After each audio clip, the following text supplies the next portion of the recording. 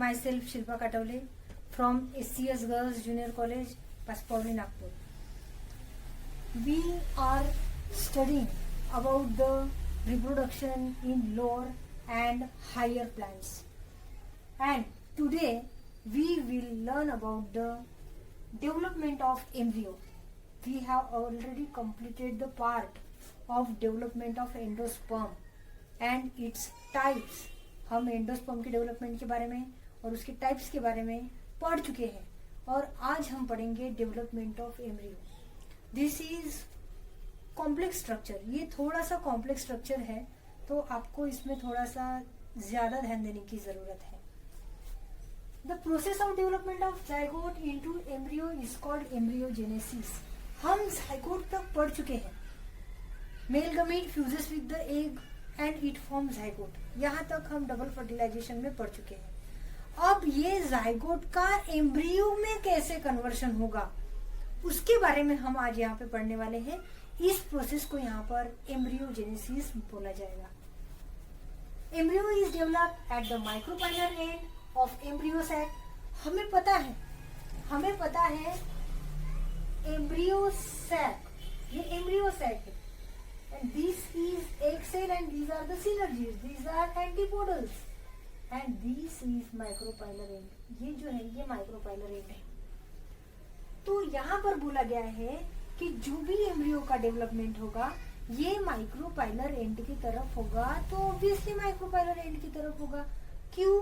क्योंकि यहाँ पर माइक्रोपाइल से ही पोलन ट्यूब आई थी. माइक्रोपाइल के पास ही एक सेल प्रेजेंट है और माइक्रोपाइल के पास ही मेल गमेट जो है वो एक के साथ फ्यूज हुआ था. तो ऑब्वियसली जाइगोट भी यहीं पे प्रेजेंट है. तो एम्ब्रियो का डेवलपमेंट भी माइक्रोपाइलर साइट से ही शुरू होगा. Growth of embryo triggers only after certain amount of endosperm is form. अब ग्रोथ जो है एम्ब्रियो की, ये ग्रोथ धीरे धीरे एंडोस्पर्म के साथ ही होगी. जैसे जैसे एंडोस्पर्म का डेवलपमेंट होगा वैसे वैसे एम्ब्रियो का भी डेवलपमेंट हो रहा है. और एंडोस्पर्म जो है वो न्यूट्रिशनल मटेरियल प्रोवाइड करता है एम्ब्रियो के लिए. After fertilization embryonic development begins. जैसे फर्टिलाइजेशन हो जाएगा वैसे एम्ब्रियोनिक डेवलपमेंट यहाँ पे स्टार्ट हो जाएगी. जैसे कि मैंने अभी आपको बताया कि फर्टिलाइजेशन में जाइगोट फॉर्म होता है और जाइगोट का डेवलपमेंट बाद में एम्ब्रियो में होगा. Zygote form a wall around it and it converted into oospore. अब हम सिंपली यहाँ पर जाइगोट की बात करेंगे. जाइगोट से स्टार्ट कर रहे हैं हम लोग. तो यहाँ पर जाइगोट तैयार हो गया है. Zygote means single cell. This cell form a wall around it and it converts into oospore. इस तरह से यहाँ पे oospore तैयार करता है. अब जाइगोट का कन्वर्शन जो है किसमें हो गया है, oospore में हो गया है. हमें ये कुछ इस प्रकार से स्ट्रक्चर यहाँ पर दिखेगा. Then the oospore divide transversely to form a large basal cell and suspensor initial cell भी बोल सकते हैं उसको toward the micropylar end and small apical cell that is terminal or embryonal initial cell toward the interior of the embryo sac. अब यहाँ पर बोला गया है लार्ज बेसल सेल और सस्पेंसर इनिशियल सेल. यहाँ पर oospore का डिवाइड हो रहा है. 2 अनइक्वल सेल तैयार हो रहे हैं. यहाँ पे सस्पेंसर सेल जो है ये माइक्रोपाइलर एंड की तरफ रहेगा और इसका स्ट्रक्चर जो है ये लार्ज रहेगा. while the embryonal cell is smaller than the suspensor cell and it grows toward the embryo sac. ये एम्ब्रियो सैक का माइक्रोपाइलर एंड की तरफ हो रहा है डेवलपमेंट, और एम्ब्रियोनल सेल जो है उनका डेवलपमेंट एम्ब्रियो सैक का जो रिमेनिंग पार्ट है, ये एम्ब्रियो सैक का जो रिमेनिंग पार्ट है उस डायरेक्शन में उसका डेवलपमेंट होगा. एम्ब्रियोनल सेल का डेवलपमेंट एम्ब्रियो सैक के रिमेनिंग पोर्शन की तरफ होगा. फ्रॉम दीज 2 सेल स्टेज, अब ये जो 2 सेल स्टेज है, This is 2 cell stage until the formation of organs. जब तक ऑर्गन का फॉर्मेशन नहीं हो जाता तब तक इसको प्रो एम्ब्रियो भी बोला जाता है. मतलब सिंपल हम ऐसा बोल सकते हैं कि ये जो 2 सेल स्टेज है इसी को हम प्रो एम्ब्रियो यहाँ पर बोलेंगे। Suspensor cell divides transversely in one plane to filamentous suspensor of 6 to 10 cells। अब यहाँ पर ये सस्पेंसर सेल जो दिया हुआ है, ये सस्पेंसर सेल रिपीटेडली डिवाइड होगा और इस तरह से यहाँ पर 6 से लेके 10 तक सेल फॉर्म कर सकता है। This is look like filamentous body. ये हमको कैसा दिखेगा? फिलामेंटस बॉडी के जैसे दिखेगा, फिलामेंट की जैसे दिखेगा। इसका स्ट्रक्चर जो है फिलामेंट के जैसे फॉर्म होगा। Simply suspensor cell divide and form filamentous structure। it may be vary from 6 to 10 cells। 6 से 10 सेल तक इनका नंबर जो है वो वेरी हो सकता है। First cell of the suspensor toward the micropylar end becomes swollen and function as a hosturium। अब इसमें जो भी फर्स्ट सेल होगा, अब इसको हम फर्स्ट सेल पकड़ के चलते हैं।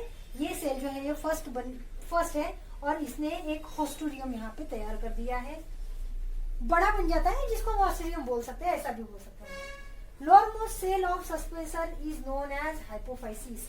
अब यहाँ पर आप ध्यान रखेंगे, ये जो सस्पेंसर सेल है उसने यहाँ पे लार्ज स्ट्रक्चर स्वोलन हो गया है, हम उसको हॉस्टोरियम बोल रहे हैं।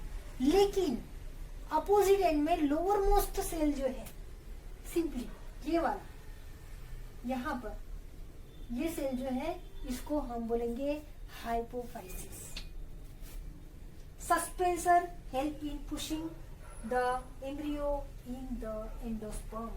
अब यहाँ पर हम ऐसा भी बोल सकते हैं कि सस्पेंसर्स का काम क्या है या फिर फंक्शन क्या है। These suspensor helps to push the embryo in the endosperm। अब हम एम्ब्रियो सेट की बात करेंगे। ये जो सारा डेवलपमेंट हो रहा है ये कुछ इस पोर्शन में हो रहा है। ये जो सस्पेंसर सेल है ये यहाँ पर डेवलप हो रहे हैं कुछ इस प्रकार से, और ये जो पोर्शन दिख रहा है ये कुछ आपको इस तरह से दिखेगा। इसका मतलब क्या हुआ कि ये सस्पेंसर सेल है, ये धीरे धीरे करके ये एंडोस्पर्म में ये जो एम्ब्रियोनल सेल्स है उनको पुश करेंगे। ऐसा क्यों?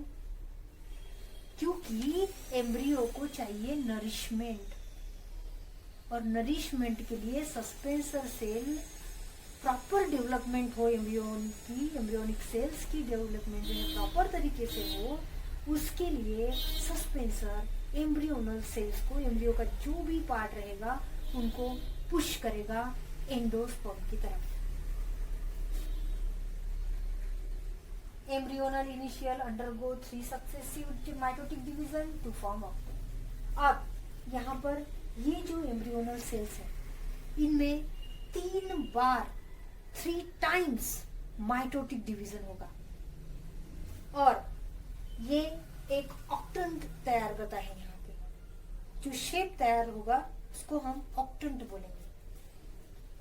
Plane of division are right angle to each other. अब यहाँ पर क्या हो रहा है, कुछ सेल्स जो है ये पेरीफेरी में अरेंज हो गए हैं और कुछ जो है यहाँ पर राइट एंगल की डिवीजन में डिवाइड हो रहे हैं। मीन्स कुछ इस प्रकार से अरेंज होंगे, इस प्रकार से यहाँ पे डिवीजन होगा और इस प्रकार से यहाँ पे सेल जो है वो तैयार होंगे। यहाँ पर दिया गया है, आप देख सकते हो, plane of divisions are at right angle to each other. जो भी डिवीजन होगा वो राइट एंगल में डिवाइड होगा और जो भी सेल्स अरेंज होंगे वो यहाँ पर कुछ इस तरह से दिखेंगे। The lower tier of 4 cell of octant give rise to hypocotyle and radical, whereas 4 cells of upper tier from plumule and 1 or 2 cotyledons।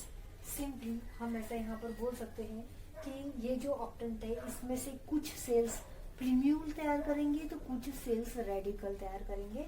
तो यहाँ पर हम बोल सकते हैं कि ये पोर्शन जो है ये प्लीम्यूल फॉर्मेशन का है और ये पोर्शन जो है रेडिकल तैयार कर रहा है।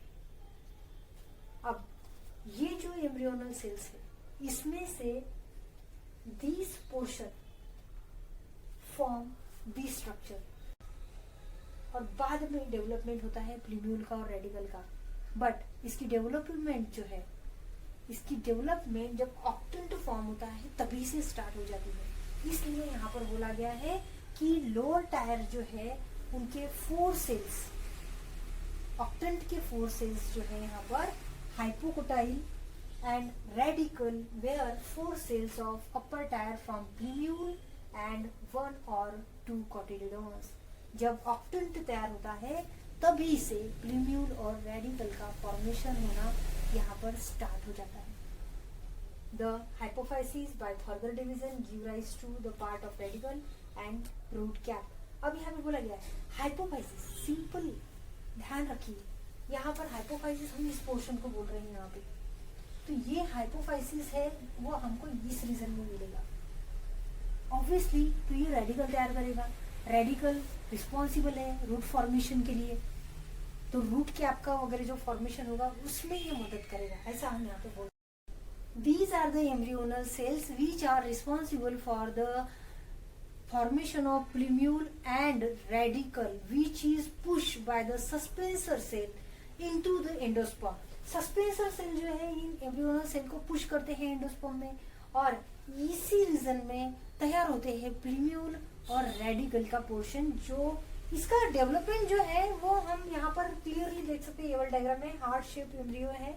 हार्ट शेप एम्ब्रियो ये धीरे धीरे करके हॉर्स शू शेप में कन्वर्ट हो जाता है. Development, enlargement of hypocotyle and cotyledon results in the curvature of the embryo. It appears as a horseshoe shape. जब इसका पूरी तरह से डेवलपमेंट यहाँ पे स्टार्ट हो रहा है, यहाँ पे स्टार्ट हो रहा है कि इसका फॉर्मेशन जो है हॉर्सशू शेप के जैसा हो, तो ये दिखता है हमको हार्ट शेप के जैसा. बाद में जब इसका पूरा का पूरा डेवलपमेंट हो जाता है, एनलार्जमेंट हो जाता है एम्ब्रियोनल सेल का, तो यहाँ पे हम क्लियरली देख सकते हैं this is complete horseshoe shape structure which is matured embryo बोल सकते हैं यहाँ पे हम. This portion responsible for the plumule and this portion responsible for the radicle. Plumule are responsible for the shoot development and radicle responsible for the root development. This is the structure of development of embryo in dicot. These are the embryonal cells which are responsible for the formation of plumule and radicle, which is pushed by the suspensor cell into the endosperm. Suspensor cell जो है इन embryonal cell को push करते हैं endosperm में, और इसी reason में तैयार होते हैं प्लीम्यूल और रेडिकल का पोर्शन. जो इसका डेवलपमेंट जो है वो हम यहाँ पर क्लियरली देख सकते हैं. ये वाला डायग्राम में हार्ट शेप एम्ब्रियो है. हार्ट शेप एम्ब्रियो ये धीरे धीरे करके हॉर्स शू शेप में कन्वर्ट हो जाता है. Development, enlargement of hypocotyle and cotyledon results in the curvature of the embryo. It appears as a horseshoe shape. जब इसका पूरी तरह से डेवलपमेंट यहाँ पे स्टार्ट हो रहा है, यहाँ पे स्टार्ट हो रहा है कि इसका फॉर्मेशन जो है हॉर्स शू शेप के जैसा हो, तो ये दिखता है हमको हार्ट शेप के जैसा. बाद में जब इसका पूरा का पूरा डेवलपमेंट हो जाता है, एनलार्जमेंट हो जाता है एम्ब्रियोनल सेल का, तो यहाँ पे हम क्लियरली देख सकते हैं this is complete horseshoe shape structure which is matured embryo बोल सकते हैं यहाँ पे हम. This portion responsible for the प्लीम्यूल and this portion responsible for the radical. Plumule are responsible for the shoot development and radical responsible for the root development. This is the structure of development of embryo in dicot.